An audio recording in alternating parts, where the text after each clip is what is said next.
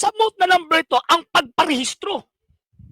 So, sa dihang giparehistro sa founder, sa maong mga sekta, ang ilahang sekta, gipagingalan lang nga, subay daw kuno sa balaang gitawag og kasutan, nagpadayag na nga, new society na, new organization.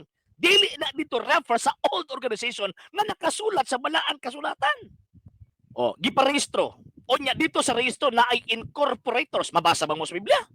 Kana mga incorporators sa inyong pagparehistro, mabasa ba na sa Biblia? Actually, ako ang gisakyan ng ilang argumento eh. Ato ang sakyan ng ilang argumento, mga sir, mga ma'am. Kung mo kay wa daw ko ni mabasa letra por letra sa Biblia, simbahan katoliko, so therefore dili daw ko no kuan. Dili daw ko na tawag ining nga tinuod nga kuan, tinuod nga iglesia ang gitukod ko. So kay di daw ko no mabasa letra por letra. O sige, ato daw ning sila daw. Mingon sila nga di mabasa. Sumot pasabot ang ilang tuuhan kadtong pundok na mabasa sa gitawag og Biblia. So karon, question, kanang inyong pundok mabasa sa Biblia?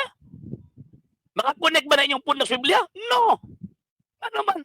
Nanggawas inyong pundok after 16th century. Kana nga, as Biblia din ang rehistrado.